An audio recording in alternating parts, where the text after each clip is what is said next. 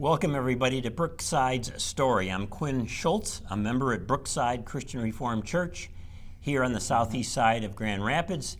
And with me is a special guest that you're going to get to know in the church, and it is Steve Dancause. Steve Dancause. Now, Steve, surprise everybody. Tell them why I'm talking with you today.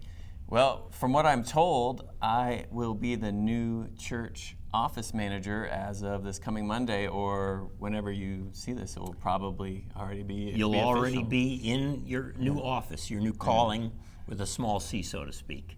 Absolutely. Big one being following Jesus. That's our big calling. And so here you are at Brookside. Now, that last name of yours, when I asked you the other day in church about it, and we talked about the French, Dancause. That's a fascinating name. What does it literally mean? I actually don't know what it literally means, but it's from what I'm told, it's French Basque, and it's one word, and in France it's spelled Dancose, but they anglicized it in Quebec.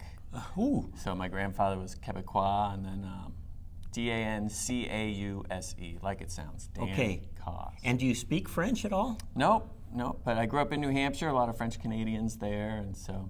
I study dialects. You don't have a lot of Northeast dialect left. What happened to you? Where did you grow up? Close to Boston on the border of Massachusetts, and so, but I've lost that over the years.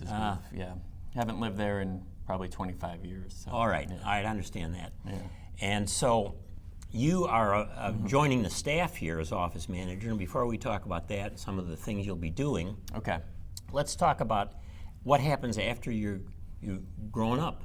There, at some point in there, going to school or maybe a church that you were involved with, and you suddenly got the notion that you ought to be, well, let's take it first as a follower of Jesus, and then secondly, to go into ministry.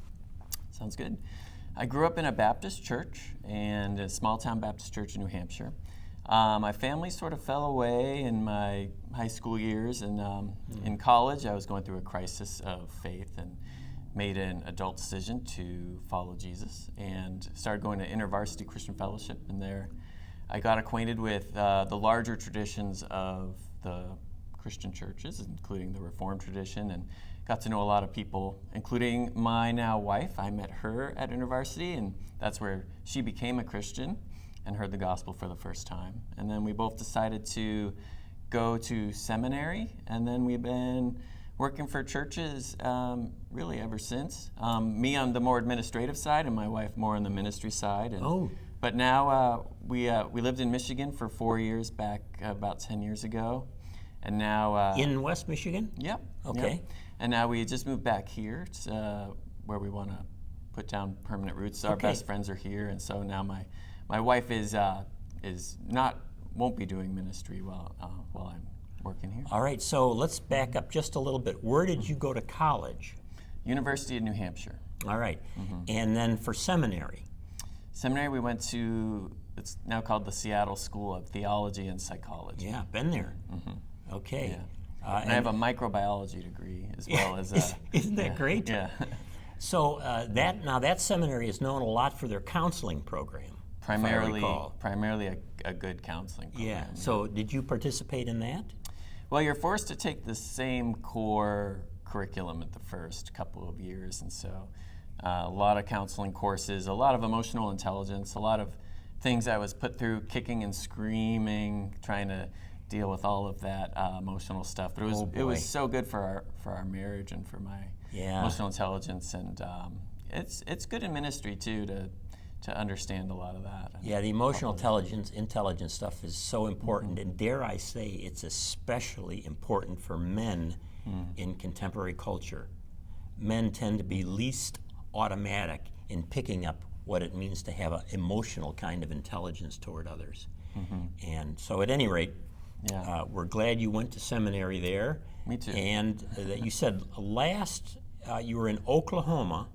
Yes. Before you came here, and what were you doing in Oklahoma? My wife and I were pastoring a church. I was an executive pastor. My wife was the lead pastor there, and so we were just growing, serving a church in Oklahoma until we felt like we were done.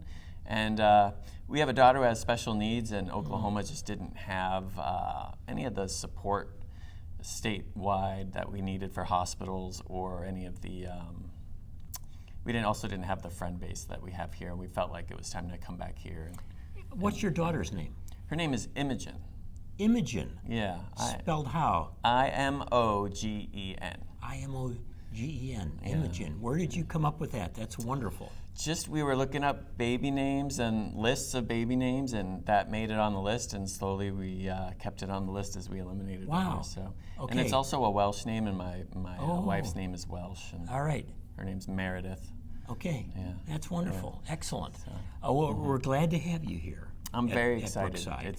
I've been attending the last month or so, and it's been just a wonderful worshiping community. What struck you the most coming in as a visitor, even though you were going through a job application process? But what struck you most about the church or about worship? Maybe one or two things.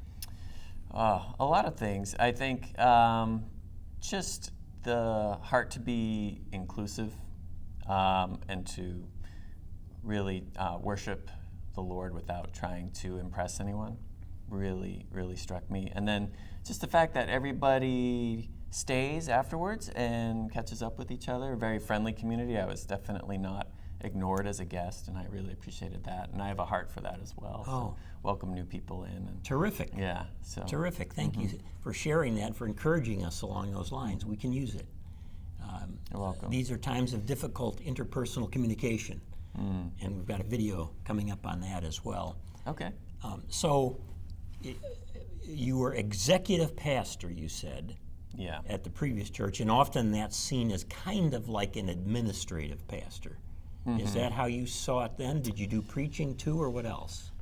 I did preaching, but only as an emergency sort of thing. It's not my calling, but I don't mind teaching. I like learning, but my preaching was more like an academic lecture than anything else, I think. So it wouldn't be probably most people's cup of tea, but it was really good for me to do. Okay. So that was definitely not part of the job description, but I was happy to do those pastoral things, of course, and I quite enjoy them, especially the. And you like the administrative. Yeah, I like a good. Isn't that interesting? I like a good spreadsheet as well. Oh, wow! Yeah. But I also love to connect with people. That's why I didn't stay in microbiology. I found scientific research to be really quite lonely, and I'm a pretty social guy. It is. I was an academic for years, and a lot of the research is just plain lonely. Yeah. It's a good way to put it. Yeah. So I'm glad you're getting in here with us and working with the staff and all. You have plenty of good people around you. And as I think I told you after church the other day, there's a lot of wisdom in this church, a lot of spiritual wisdom, a lot of people that are deep into the faith and want to grow deeper. It's one of the great things about Brookside that you'll enjoy. So you're going to be starting out soon. Yes. It's Steve. So when you see this guy now, you're going to think he's related to me a little bit, younger me. We've already had that confusion a little bit. Well, feel free to send my work Quentin's way. Yeah. See what he can do with it. Yeah, send it all to Dr. Q. Don't you dare do that to me, you rascal.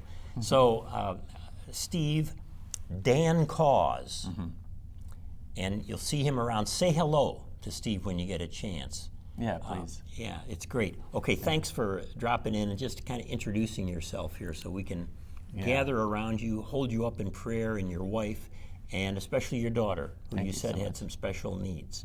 We look forward to building her up as well. Thanks for watching, everybody. Again, I'm Quinn Schultz, a member here at Brookside Christian Reformed Church. We meet at 10 a.m. on Sundays, but we'd love to have you join us and meet Steve and other people. And so please do that. Please keep tuning in the videos as well.